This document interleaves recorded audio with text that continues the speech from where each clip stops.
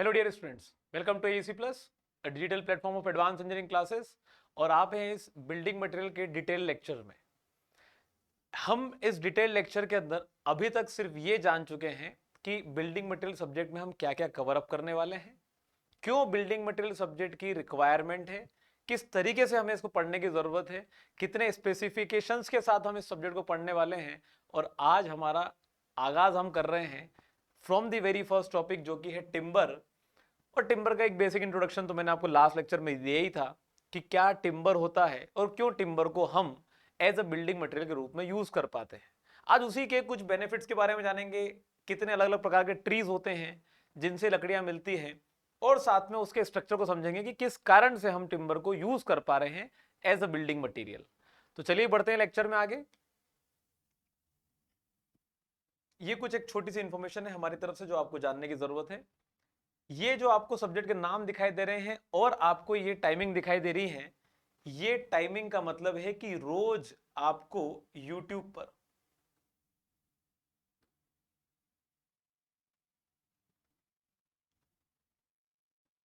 Daily आपको YouTube पर इन subjects की क्लासेस हम आपको कंडक्ट करा रहे होंगे।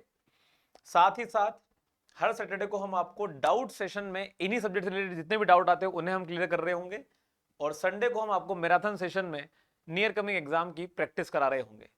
So this is wholesome preparation of your JEE और ए एग्जाम, पूरा का पूरा यूट्यूब पर है। अब बढ़ते हैं आगे। ये छोटी सी इंफॉर्मेशन है मेरे बारे में। Let us move on to the topic जो हमें आज डिस्कस करना है, जो कि है टिम्बर के बारे में। So as you can see in this image, ये इमेज मैंने लास्ट लेक्चर में भी आप लोगों से जो है वो जिक्र किया है इसके बारे में कि ये पेड़ जो है इसी से हमें लकड़ी मिल रही है जिसका हम यूज कर पाते हैं अलग अलग पर्पसेस में। और उसका क्या कारण है? इतनी सारी टहनियों का वजन सहना, पत्तियों का वजन सहना, फलों का वजन सहना और मौसम की मार को सहते रहना सालों तक, वही इसकी प्रॉपर्टी को डिफाइन करता है कि इसके पास एबिलिटी है बहुत अच्छे तरीके से फोर्सेस को रेजिस्ट करने की। इसी कारण से हम इसको लंबे समय के लिए एज अ बिल्डिंग मटेरियल के रूप में यूज कर पाते हैं। तो अगर हम बात करें कि टिम्बर क्या होता है, उसके बारे में हम ऑलरेडी डिस्कशन कर चुके हैं। अगर हम टिम्बर की मेरिट्स और डीमेरिट्स की बात करें, जैसा कि आप देख रहे हो यहां पर भी हमें यही दिखाई दे रहा है कि कई जगहों से पेड़ काटे हैं, they will further be used, कहीं ना कहीं पर यूज किया जाएगा इनका। क्या कारण है कि इनको हम यूज कर पाते हैं? इनका जो स्ट्रेंथ टू वेट रेशियो होता है, ये जो है हमारे पास ये बहुत अच्छा होता है, इज वेरी हाई।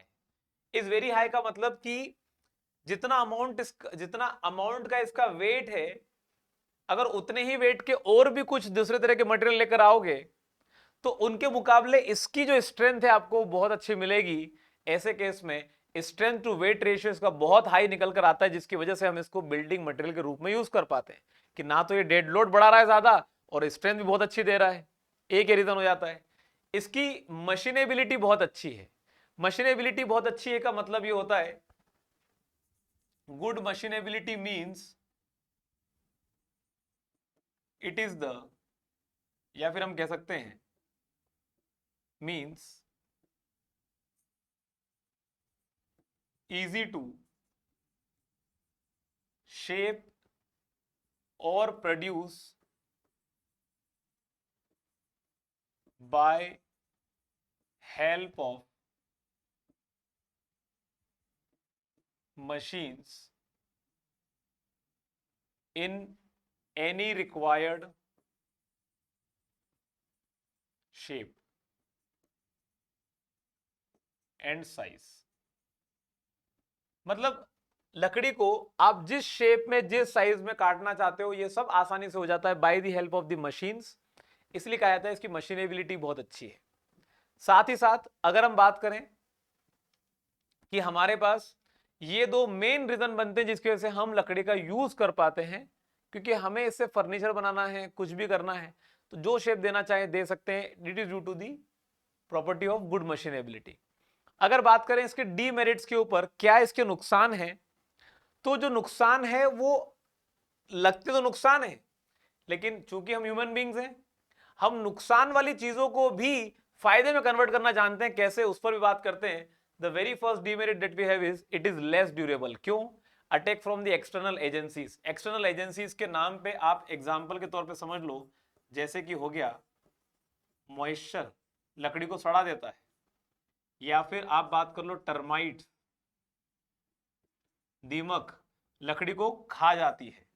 तो ये सब एक्सटर्नल एजेंसीज हैं जिनकी वजह से ज्यादा लंबा चल नहीं पाता है, hence referred as less durable. उसी के साथ साथ लिमिटेड अवेलेबिलिटी है। समय के साथ इतना ज्यादा डिफॉरेस्टेशन हो रहा है कि अब पेड़ जो है हमारे पास बचे ही नहीं है ज्यादा। तो डिफॉरेस्टेशन की वजह से इसकी अवेलेबिलिटी थोड़ी सी कम हो जाती है। अच्छा, इसी के साथ साथ अगर मैं बात करूं, क्या किसी लकड़ी की चीज को पकड़कर आपको करंट लग सकता है?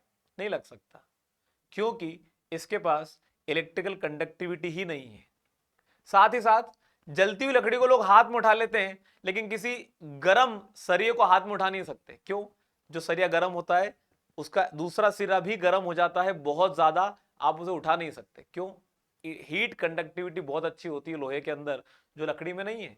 जलती हुई लकड़ी को इंसान हाथ में उठा के चल लेता है, क्यों? क्योंकि हीट कंडक्टिविटी नहीं है। दोनों ही प्रॉपर्टी बहुत अच्छी है। तो आप इनको चाहें तो यहां पर जो है you can mention it here, ठीक है। Timber has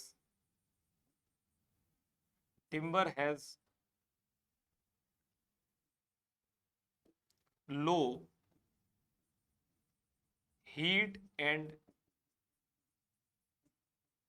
electrical conductivity, electricity conductivity, electricity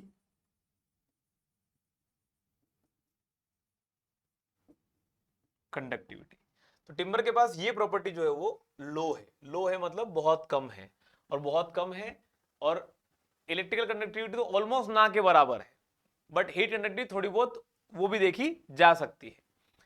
अब हमारे पास बात ये आती है कि जो हम लकड़ी इस्तेमाल कर रहे हैं, तुम समझ जाओ इसको देखकर, इमेज को देखकर, कि इन पौधों को काटने के बाद, इन पेड़ों को काटने के बाद, इसमें से जितनी भी टहनियां या जितने भी हमारे पास बहुत ज्यादा पतले सेक्शन अगर निकलते हैं, उन सबको रिजेक्ट करके वेस्ट में प्रोड्यूस कर दिया जाता है। सिर्फ उसी हिस्से को लिया जाता है जिसका जो सरकमफ्रेंस आपको दिखाई दे रहा है, इसे कहा जाता है girth. It is referred as girth. सिर्फ उसी को लिया जाएगा जिसका ये गर्थ 60 सेंटीमीटर से ज्यादा का हो। अगर उससे कम होता है तो वो इतना लचीला और इतना ज्यादा नरम हो सकता है कि वो किसी भी काम में आएगा नहीं हमारे पास।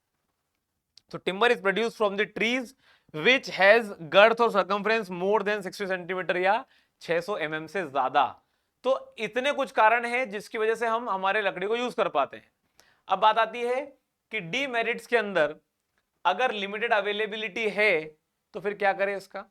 तो हम डिफॉरेस्टेशन को रोकने की कोशिश करते हैं, हम एफॉरेस्टेशन करते हैं कि ज्यादा से ज्यादा पेड़ लगाने की कोशिश करें।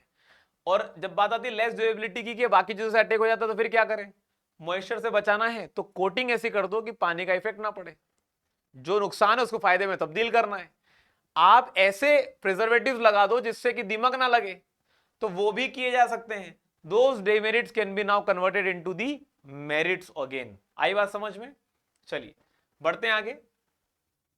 ये हमारे पास मेरिट डिमेरिट से। अब बढ़ते हैं हमारे पास टिम्बर के क्लासिफिकेशन के ऊपर। टिम्बर के क्लासिफिकेशन में अगर देखा जाए तो आपके पास जो आपके ट्रीज होते हैं, ये ट्रीज, इन दोनों में दो डिफरेंसेस दिखाई पड़ रहे हैं। और क्या डिफरेंसेस दिखाई पड़ रहे हैं? ये वाले पेड़ जो हैं ये सीधे सीधे ग्रो कर रहे हैं, बाहर तरफ फैल ही नहीं रहे। और ये वाले पौधे, ये वाले पेड़ सॉरी, ऊपर ग्रो करने की बजाय फैलते चले जा रहे हैं। क्या होता है? आपके ट्रीज को आप दो तरीके से कैटेगराइज कर सकते हो। एक कहलाते हैं एंडोजिनस, ठीक है, और एक कहलाते हैं एक्सोजिनस। ऐसे ट्री जो ग्रो करते वक्त रेडियल डायरेक्शन में बाहर तरफ ग्रो करते हैं उन्हें कहा जाता है एक्सोजिनस। और ऐसे ट्रीज जो ग्रो करते वक्त बाहर तरफ ग्रो करने की बजाय अंदर ही अंदर बढ़ते चले जाते हैं और ऊपर तरफ रेडियली इनवर्ट डायरेक्शन बढ़ बढ़ कर ग्रो करते जाते हैं वर्टिकली अपवर्ड डायरेक्शन में, ऐसे ट्रीज को कहा जाता है एंडोजिनस ट्रीज। दोनों के अंदर डिफरेंसेस हैं लेकिन एक समानता जरूर है, दोनों जमीन से ऊपर की तरफ ही बढ़ रहे हैं और इनमें भी इनकी ग्रोथ वैसे तो हाइट वाइज बहुत ज्यादा है, चौड़े नहीं हुए ज्यादा, रेडियली ग्रो नहीं किए, लेकिन इनकी बहुत पतली पतली सी टहनियां आपको देखने को मिल रही होंगी जो शायद हमारे पास ग्रो तो कर ही रही है साथ साथ, बहुत ज्यादा नहीं फैली है लेकिन थोड़ी बहुत ही है। ट्रीज हमेशा जीवन में कोई भी पौधे को देख लो, वो हमेशा जमीन से ऊपर तरफ उठकर फैलने की ही कोशिश करता है, चाहे थोड़ा ही फैले या चाहे ज्यादा फैले। क्यों? क्योंकि इसको जीवन भर रहना है, खुद अपना खाना बनाना है और खुद अपना खाना बनाने के लिए निर्भर रह सकता है सिर्फ और सिर्फ सनरेज पे ऊपर। और जब सनरेज पर निर्भर रह सकता है तो ज्यादा से ज्यादा सनरेज आएंगी तो ज्यादा से ज्यादा लाइट की मदद से फोटोसिंथेसिस प्रोसेस करके ज्यादा से ज्यादा खाना बना पाएगा, जिसकी वजह से वो जिंदा रह सकता है। तो जितनी ज्यादा पत्तियों को फैला सके उसमें से उतने ज्यादा फोटोसिंथेसिस प्रोसेस करा सके, इसी के पर्पस के लिए ये हमेशा बाहर तरफ ग्रो करने की कोशिश करता है, हमेशा अपवर्ड तरफ ग्रो करने की कोशिश करता है, so that it can receive more and more light. तो ऐसे में ट्रीज की दो वैरायटी बनती है, एक रेडियली इनवर्ड ग्रो करके हाइट में राइज करते हैं, एक रेडियली आउटवर्ड ग्रो करके बड़े हो जाते हैं, फैल जाते हैं लेकिन हाइट ज्यादा हो नहीं पाती। ऐसे ट्रीज को एक्सोजिनस कहा जाता है, ऐसे ट्रीज को एंडोजिनस कहा जाता है। तो हमारे पास endogenous trees grows in radially inward direction and they grow in radially outward direction. जो ट्रीज रेडियली इनवर्ड ग्रो करते हैं, आप इस लकड़ी को उठाकर देखो, बहुत लचीली मिलेगी, पूरी बेंड हो सकती है फिर से उठ सकती है, पूरी बेंड हो सकती है फिर से उठ सकती है। और इस पेड़ की जो लकड़ियां देखोगे आप, बहुत ठोस होगी, कंप्लीट स्टिफनेस, ज्यादा ट्री की खाली बस टहनियां थोड़ी बहुत जो है वो इधर उधर पत्ते वगैरह हिल सकते हैं, पूरा पेड़ नहीं हिलता, पर ये वाले बहुत ज्यादा हमारे पास हिल सकते हैं। कारण क्या है उसका? हमारे पास इनके अंदर स्टिफनेस बहुत कम होती है, मतलब हमारे पास मींस फ्लेक्सिबिलिटी इज हाई, और यहां पर डायमीटर इतना बड़ा जाता है कि लेंथ लिमिट हो जाती है और स्टिफनेस बढ़ना चालू हो जाती है, फ्लेक्सिबिलिटी कम होना चालू हो जाती है। तो हमारे पास जब हम लकड़ी का यूज करना चाहते हैं, क्या तुम ऐसा सोफा चाहते हो घर में जिसे तुमने सोफा बना दिया, जैसे कोई इंसान बैठे सोफा इधर उधर हिलने लग जाए, फ्लेक्सिबिलिटी आ जाए, सोफा पूरी तरीके से ऐसा झूला बन जाए? नहीं। For the engineering purpose we require a wood जो स्ट्रेंथ झेल सके, मतलब जिसका कुछ स्ट्रेंथ हो, कुछ लोड झेल सके, उसके लिए स्टीफनेस चाहिए, हार्ड हमारे पास जो है वो वुड चाहिए हमें। तो ये जो ट्रीज होते हैं हमारे पास, they usually have limited engineering application, कुछ ही जगह पर काम आ सकते हैं। और ये वो ट्रीज होते हैं जो हमारे पास ज्यादा से ज्यादा जगह पर काम आ सकते हैं। और उसी के अंदर अगर हम एग्जाम्पल के तौर पे बात करें तो यहां पर आप एग्जाम्पल समझ सकते हो,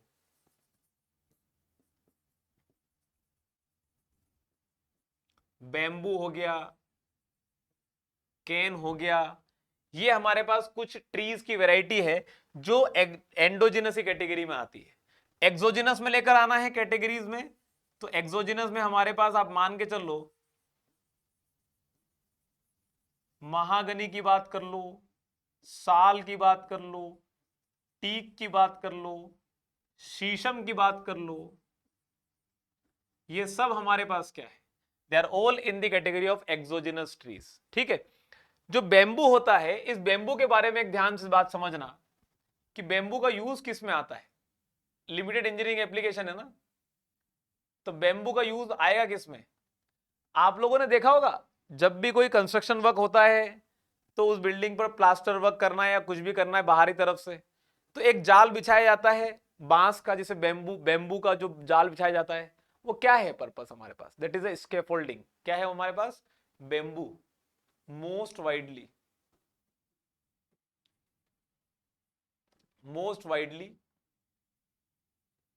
used in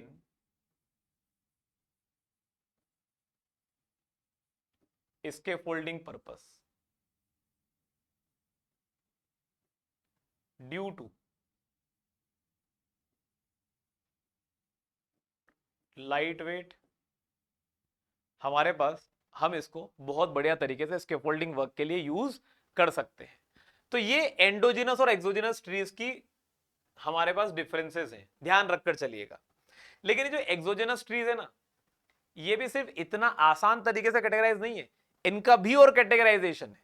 और कैटेगराइजेशन ये कहता है कि आपके एक्सोजिनस ट्रीज कुछ ऐसे दिखाई पड़ते हैं, कुछ कंप्लीटली जंगल हरे भरे हैं, और कुछ आपके पास जहां पर कुछ पत्ते झड़ते हुए दिखाई दे रहे हैं। हमारे पास ऐसे ट्रीज जो कि एक्सोजिनस कैटेगरी में भी हो, लेकिन उन्हें हम कभी कभी कॉनिफरस ट्रीज कहते हैं, और कुछ ट्रीज को हम डेसिडुअस ट्रीज कहते हैं।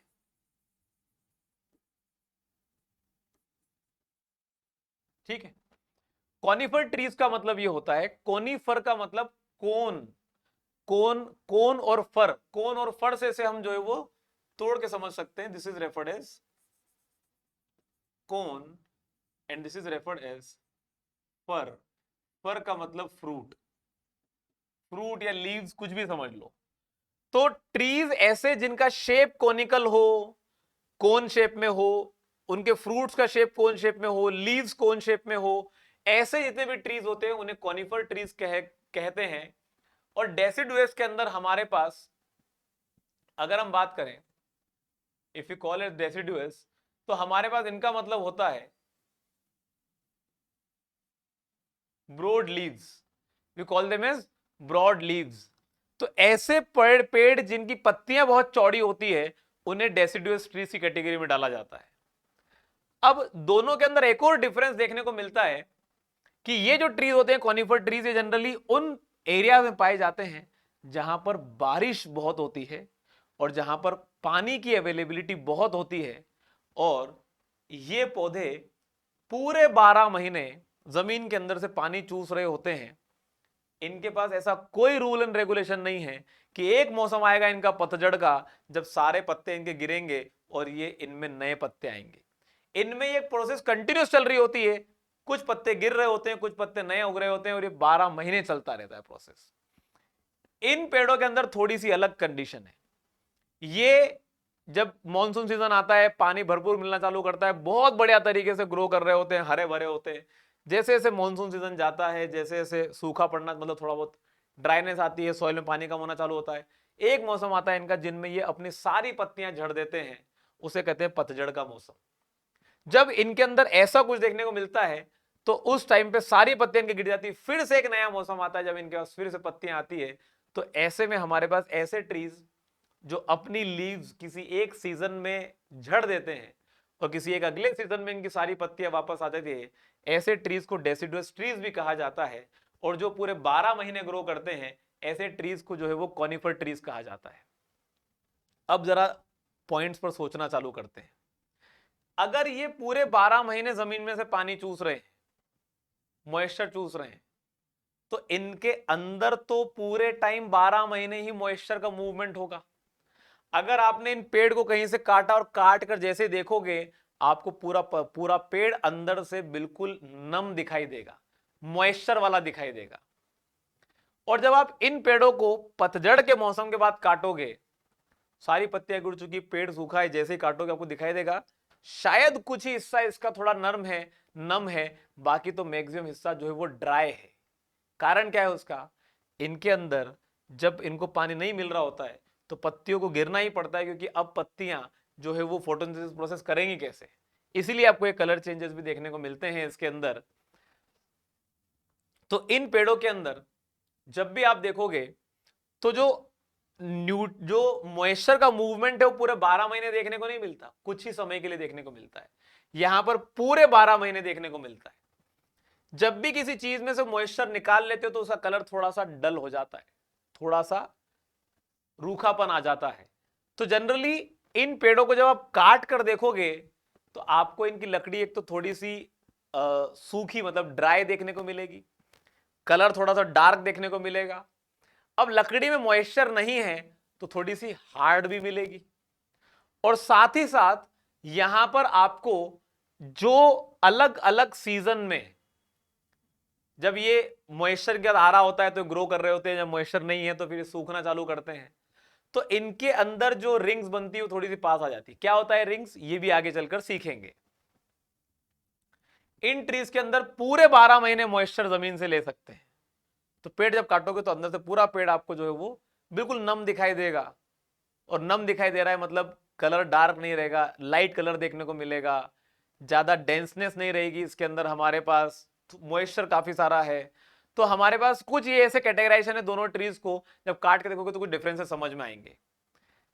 ये ट्रीज के अंदर आप देखते हो कि सूखा है तो बहुत जल्दी आंख पकड़ सकता है, और ये ट्रीज जो है हमारे पास लाइटर जो है वो मतलब गीला है तो आग इतने अच्छा आसानी से नहीं पकड़ सकता। तो ये डिफरेंसेस है जो इनके अंदर क्रिएट होते हैं। If you talk about the conifer trees, evergreen trees कहलाते हैं, और ये वो ट्रीज होते हैं जो shade there leaves in autumn season and new leaves grow in the other season. जब यहां बात करते हैं their energy requirement is always more, क्योंकि पूरे 12 महीने इनके अंदर मॉइस्चर का मूवमेंट चल रहा होता है, तो कंटिन्यूस एनर्जी जो है वो कंज्यूम कर रहे होते हैं, फोटोसिंथेसिस प्रोसेस चल रहा होता है, सब कुछ कंटिन्यूस चल रहा होता है। And energy requirement is less because growth occurs in succession. एक सीजन में ग्रो हुआ फिर सूखा पड़ा, फिर अगले सीजन में ग्रो हुआ फिर सूखा पड़ा, तो सीजन बाय सीजन होता है, तो पूरे 12 महीने मॉइस्चर का मूवमेंट नहीं होता, तो एनर्जी रिक्वायरमेंट भी कम हो जाती है। जब इनके अंदर पूरे 12 महीने मॉइस्चर मूवमेंट होता है तो देयर दस conversion cost is high and yield soft food.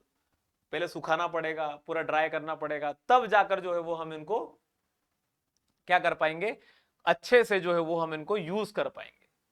दस यील्ड हार्डवुड, क्योंकि इनके अंदर कुछ समय के लिए मॉइस्चर नहीं होता, तो लकड़ी सूख जाती है, हार्ड हो जाती है हमारे पास। अभी जो हार्डवुड और सॉफ्टवुड है ना, इसको आप इस तरह से मत समझिएगा कि हार्डवुड जो है वो ज्यादा मजबूत होगा, सॉफ्टवुड जो है वो बहुत सॉफ्ट होगा, नहीं। ये जो क्लासिफिकेशन है ना, ये क्लासिफिकेशन कंप्लीटली बॉटेनिकल क्लासिफिकेशन है। ये डिपेंड करता है इसके अंदर प्रोड्यूस होने वाले सेल्स के ऊपर।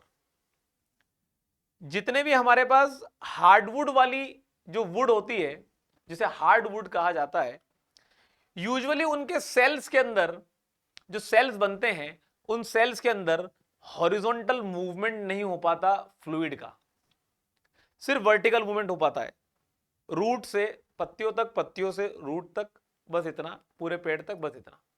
हॉरिजॉन्टल मूवमेंट थोड़ा सा रिस्ट्रिक्ट हो जाता है, जिस कारण से जो वुड हमारे पास बनता है वो ज्यादा हार्ड बन जाता है। वहीं पर सॉफ्ट वुड के अंदर लेटरल मूवमेंट ज्यादा बन जाता है फ्लूइड का, तो फ्लूइड का मूवमेंट ज्यादा देखने को मिलता है, और ज्यादा फ्लूइड का मूवमेंट होता है, तो उस कारण से ये वुड है, इस वुड के अंदर बहुत सारा मॉइस्चर का मूवमेंट देखने को मिलता है। और इसी कारण से इसके अंदर एक और बहुत अच्छी हमारे पास प्रॉपर्टी डेवलप हो जाती है, जो कि है कल को अगर मुझे इस लकड़ी को अच्छा बनाना हुआ in terms of use of preservative, तो प्रिजर्वेटिव के यूज से इसका मतलब ये होता है कि कल को इस लकड़ी के अंदर मुझे कोई दीमक से प्रोटेक्ट करने के लिए कुछ केमिकल डालना हुआ, तो केमिकल पूरे ट्री में बेहतर तरीके से फैल सकता है, क्योंकि इनके अंदर मूवमेंट इतना ज्यादा है फ्लूइड का, और इनके अंदर थोड़ा कम है। तो सॉफ्टवुड और हार्डवुड, इसका मतलब ये नहीं तुम किसी लकड़ी को हाथ लगा के देखो सॉफ्ट दिखाई दे तो वो सॉफ्ट, वो कॉनिफर ट्री हो गया, और हार्ड दिखाई दे तो वो आपका डेसिडस ट्री हो गया, नहीं। It is just on the basis of this botanical classification, mechanical classification नहीं है। कुछ कुछ सॉफ्टवुड, कुछ कुछ कॉनिफर ट्रीज से निकलने वाली लकड़ी इतनी भी मजबूत होती है जो कुछ कुछ डेसिडस ट्री से मिलने वाली लकड़ियों से कम नहीं हो। आई बात समझ में? इनमें से जो लकड़ी मिलेगी वो लाइट इन कलर की होगी, ये डार्क इन कलर की होगी, ये ज्यादा डेंस बनेगा क्योंकि इसके अंदर मॉइस्चर कम है, इसके अंदर मॉइस्चर ज्यादा है तो ये डेंसिटी वाइज थोड़ा सा लाइट इन वेट रहता है। इनका फायर रेजिस्टेंस बहुत अच्छा नहीं होगा, और यहां फायर रेजिस्टेंस बहुत अच्छा होगा। क्यों? कल को जब ये लकड़ी सूखेगी तो इसकी डेंसनेस कम है, और जो लकड़ी ज्यादा डेंस होती, ज्यादा ठोस होती है, वो आसानी से जल नहीं पाती। जब माचिस की तीली की आप बात करते हो ना, तो माचिस की तीली बहुत डेंस नहीं होती है, बहुत ज्यादा डेंस होने से हमारे पास लकड़ी के अंदर उतने वॉइड नहीं मिल पाते जिससे कि लकड़ी आसानी से जल सके। तो इनका फायर रेजिस्टेंस थोड़ा पुअर मिलता है और इनका फायर रेजिस्टेंस थोड़ा अच्छा मिल जाता है। इसीलिए जो लकड़ी डेंस होती है वो बहुत आसानी से जलती नहीं। कभी कभी आपने देखा होगा किसी चूल्हे में लकड़ी डाल दी, बहुत डेंस है तो जल ही नहीं पा रही, लकड़ी आसपास आग है लेकिन वो जल ही नहीं पा रही। क्यों? रीजन है उसका, हमारे पास उसकी डेंसेस इतनी ज्यादा है कि वो फायर रेजिस्टेंस ज्यादा शो कर पाती है। अगर हम बात करें एग्जांपल के तौर पे कि डेसिडुअस में कौन आएगा और कॉनिफर में कौन आएगा, तो जितने भी ट्रीज है जो पूरे एक्सोजिनस है उनमें से कुछ कॉनिफर है जो कि एवरग्रीन होते हैं, कुछ डेसिडुअस है जो कि हमारे पास किसी सीजन में पत्ते झड़ते हो कि अगले सीजन में पत्ते आते हैं। इनमें से एग्जांपल है बबूल हो गया, साल हो गया, ओक हो गया, महागनी हो गया, शीशम, टीक, ये सब वही हो गए। चीर, देवदार, पाइन, स्प्रूस, ये सब हमारे पास क्या है? हमारे कॉनिफर ट्रीज है। अच्छा, एक जो एग्जांपल में यहां पर आपसे ले रहा था फायर रेजिस्टेंस का, तो एक ट्री होता है व्हाइट पाइन। व्हाइट पाइन का ही हम यूज करते हैं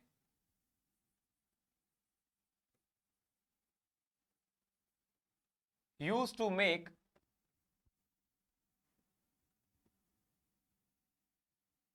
मैच स्टिक्स।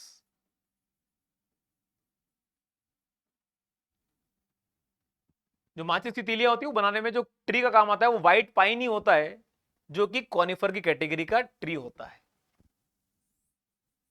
ठीक है, बात ध्यान रखिएगा ये। Coming on to the next part that we have, structure of the tree.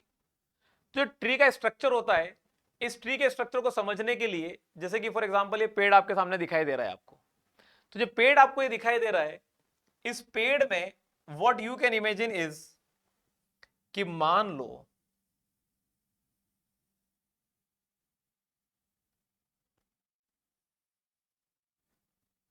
ये आपके पास जो है वो एक लाइन बना दी मैंने, इसी के नीचे मैंने इसकी रूट सिस्टम बना दिया।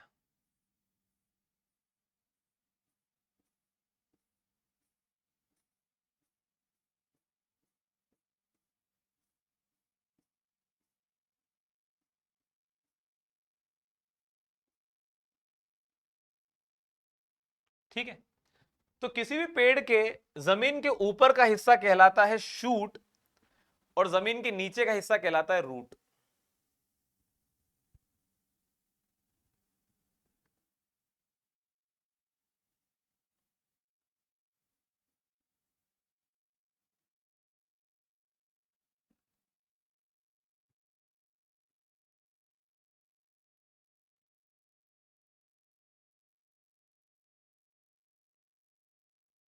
शूट पार्ट और जमीन के नीचे वाला हिस्सा कहलाता है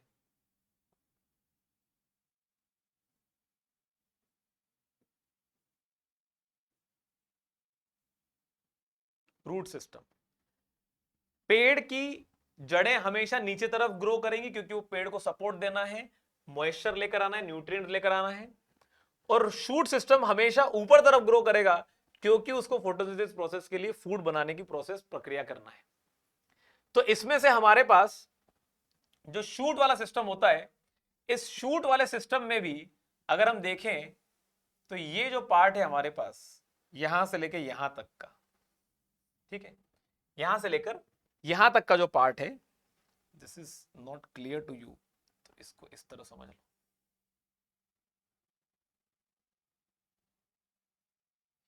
ये जो पार्ट है हमारे पास, इसे बेसिकली कहा जाता है crown of tree. This is referred as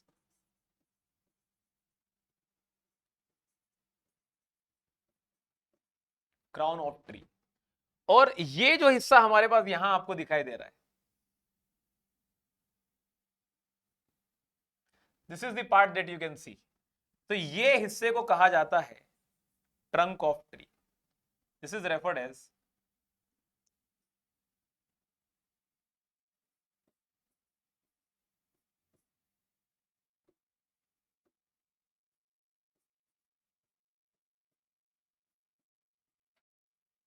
trunk of the tree. और ये ट्रंक ऑफ द ट्री ही है जहां से हमें हमारे काम की लकड़ी मिलती है। ठीक है, और ये ट्रंक ऑफ द ट्री के अंदर के हिस्से को देखेंगे ना, अंदर बहुत सारी ट्यूब्स का नेटवर्क बना पड़ा है जिसे कहते हैं सेंट्रल प्लंबिंग सिस्टम। जो अंदर इतनी सारी ट्यूब्स है जो पूरे पेड़ में फैली हुई है, तो पूरे पेड़ में जो खाना बनता है वो खाना उन ट्यूब्स के थ्रू पूरे पेड़ में फैलता है, और जो नीचे जमीन के मॉइस्चर है वो उन्हीं ट्यूब्स के थ्रू पूरे पानी पूरे के पूरे पेड़ में फैलता है। तो ये आपको समझ में आना चाहिए कि ट्रंक का जो हिस्सा है बेसिकली वही हमारे पास हमारे काम में आता है एज अ वुड जो हम यूज करना चाहते हैं। बाकी तो फिर पेड़ में से बहुत सारी छोटी छोटी टहनियां, बहुत मुड़ी उड़ी टहनियां बहुत सारी मिलेंगी जिनसे हम कुछ प्रोडक्टिव काम नहीं कर सकते। तो ट्रंक की वो जो हिस्सा है हमारे पास जो कि हमारे लिए काम में आता है। अब हम स्ट्रक्चर ऑफ द ट्री की बात करें तो ट्री का स्ट्रक्चर जनरली हम दो पार्ट में समझते हैं। एक पार्ट कहलाता है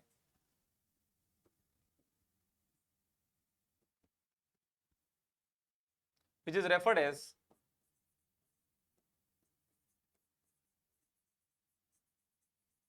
माइक्रो स्ट्रक्चर ऑफ ट्री, और एक कहलाता है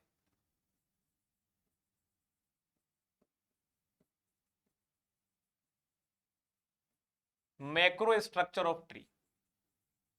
जो मैक्रो स्ट्रक्चर है इसका मतलब होता है which is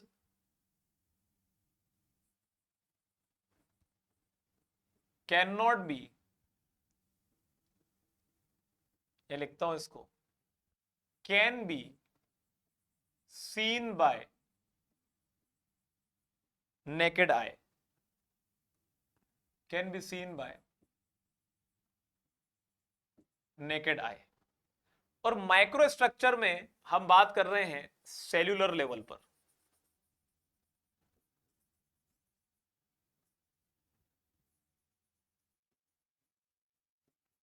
can not be seen bye naked eye.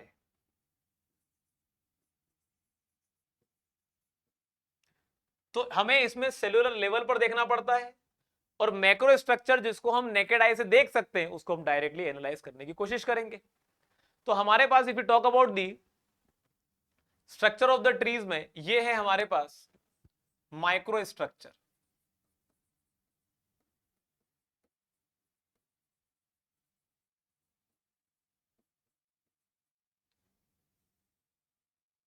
Micro structure of the tree.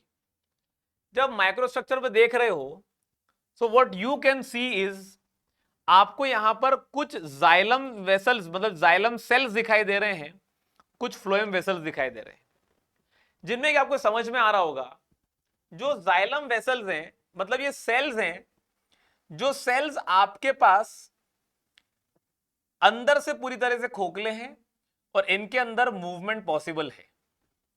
और इनके अंदर मूवमेंट किसका होगा? सिर्फ वाटर और मिनरल्स का। किसका मूवमेंट होगा? सिर्फ वाटर और मिनरल्स का। तो जमीन से वाटर और मिनरल पेड़ के हर आखिरी कोने तक पहुंचाने के लिए ऐसे कौन से सेल्स होंगे? तो जाइलम सेल्स होंगे, जो एक ट्यूब के अंदर प्रेजेंट होंगे पूरे पेड़ के अंदर, और उसी के अंदर से मॉइस्चर पास हो होकर पेड़ के अंत तक पहुंच रहा होगा। और हमारे पास ये जो हमारे सेल्स होते हैं which are referred as the phloem cells, ये भी ट्री में इन्हीं की लोकेशन के आसपास प्रोड्यूस होते हैं, और इन्हीं के पर्पस से पूरे पेड़ में पत्तियों में बनने वाला खाना पूरे पेड़ में ट्रांसफर होता है। तो यहां पर मॉइस्चर का मूवमेंट भी होगा, टू वे फ्लो है, यहां पर वाटर और फूड दोनों एक ही जगह से हमारे पास पास हो रहे होंगे। क्लियर है बात ये? अब अगर मैं आपको दिखाऊं कि ये किसी पेड़ का हिस्सा है, इस पेड़ के बाहरी तरफ सबसे बाहर तरफ तो इसके छिलके होंगे पेड़ के, जिसे बार्क कहा जाता है। थोड़ी अंदर आएंगे तो कैम्बियम लेयर होती है, उस कैम्बियम लेयर में ये जाइलम और आपके फ्लोएम प्रेजेंट होते हैं, जिनके अंदर कंटिन्यूस फूड का मूवमेंट, मॉइस्चर का मूवमेंट सब कंटिन्यूस हो रहा होता है। कैसे पता करेंगे कि वो कंटिन्यूस हो रहा है? कई बार आपने नोटिस भी किया होगा, जब आप कहीं घूमने जाते हो बहुत सारे पेड़ पौधे होते हैं, वहां दिखा होगा पेड़ के ऊपर छाल के ऊपर लोग दिल बना देते हैं, अंदर अपना नंबर लिख देते हैं, नाम लिख देते हैं। और जब भी किसी पेड़ को कोने से काटोगे आप, एकदम बिल्कुल बाहरी तरफ से काटोगे, तो उसमें से आपको एक तरल पदार्थ निकलता हुआ दिखाई देगा, मॉइस्चर निकलता हुआ दिखाई देगा। वो क्या है? वो यही है, इन जाइलम और फ्लोएम के सेल्स को आपने काट दिया है और उनके अंदर जो मूवमेंट था ये सब बाहर आ गया है। तो ये जो सेल्स होते हैं हमारे पास, इन सेल्स को हम टोटल मिलाकर तीन कैटेगरीज में बांटते हैं। we have the storage cells, we have the conductive cells and we have the mechanical cells. तो ये बात आप ध्यान रखिएगा कि 3 तरह के सेल्स यूजुअली हमारे पास हम डिवाइड करके चलते हैं. तो कैसे होते हैं हमारे पास ये सेल्स, इनको जरा देखते हैं.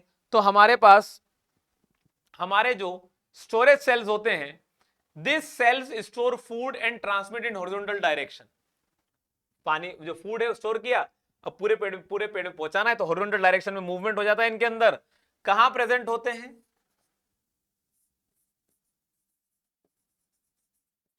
Present in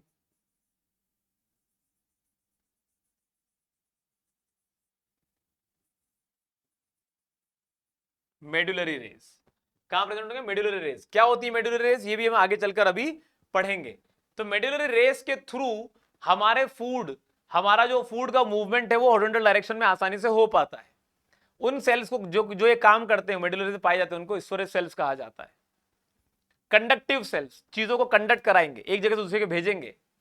these are the cells which transmit nutrition from root to leaves and food from leaves to all the parts. Example xylem और फ्लोएम कहां प्रेजेंट होते हैं?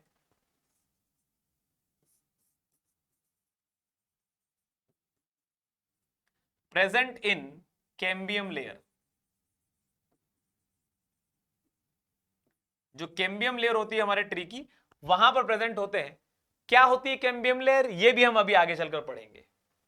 साथ ही साथ the another type of cell that we have is mechanical cell. ये वो cell होते हैं जो आपके ट्री को वो मैकेनिकल प्रॉपर्टी प्रोवाइड करते हैं, जो स्ट्रेंथ है वो प्रोवाइड करते हैं.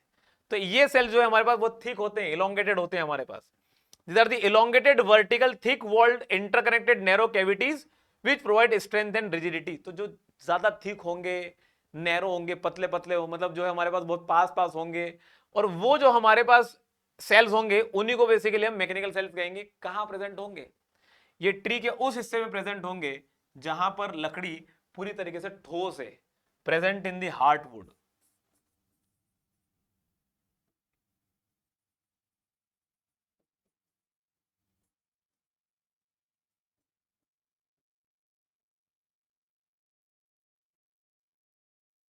अब एक बात ध्यान रखिएगा, हार्ड वुड अलग होता है और हार्ट वुड अलग होता है. दोनों चीजें अलग है.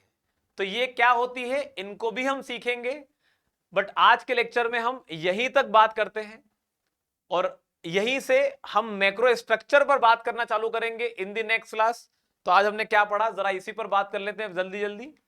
कि हमारे पास आज के लेक्चर में हमने देखा कि मेरिट्स और डीमेरिट्स क्या है, क्लासिफिकेशन ऑफ ट्री हमने देखा, स्ट्रक्चर के अंदर मैक्रो स्ट्रक्चर ऑफ ट्री हमने देख लिया है. In the next class will deal with the micro structure हमने देख लिया है. In the next class will deal with the macro structure. और क्या होता है हमारे पास ट्रीज के अंदर, धीरे धीरे पूरा का पूरा चैप्टर अपने सामने खुलता चला जाएगा. तो हम जो है आज के लेक्चर में यहीं इस पे विदा लेते हैं और मिलते हैं अगले लेक्चर में. तब तक के लिए एक छोटी सी इंफॉर्मेशन आपके लिए कि अगर आप एसएससी जेईई की प्रिपरेशन करना चाहते हैं तो एसएससी जेईई 2023 के लिए Sarthak batch is already going live from our offline classroom. आप उसमें एनरोल कर सकते हैं अपने आप को. अगर आपका इंडिया में कोई भी एई और जेईई का टारगेट है तो आप विजय बैच में एनरोलमेंट कर सकते हैं अपने आप का, और वहां से आप लाइव क्लासेस अटेंड कर सकते हैं from the offline classes that we are conducting in the Bhopal centre. साथ ही साथ अगर इंडिया की कोई भी जेईई और एग्जाम आप टारगेट कर रहे हैं और उसमें से कोई भी सब्जेक्ट आपका इसमें से वीक है, आप इसके लिए नॉनटेक के महापेक में एनरोल कर सकते हैं, जिसमें सारे ही सब्जेक्ट आपको जो है वो बहुत बढ़िया तरीके से कवर अप होते हुए मिलेंगे. ऐसे जेईई की test series is already launch on the platform. आप इसमें एनरोल कर सकते हैं और अपनी प्रिपरेशन को बेहतर बना सकते हैं. So thank you very much every one of you for joining in this session up till here. मिलते हैं अगले लेक्चर में और भी बढ़िया इंफॉर्मेशन के साथ, ऐसे ही बहुत बढ़िया इंटरेस्टिंग लेक्चर के साथ. Thank you very much.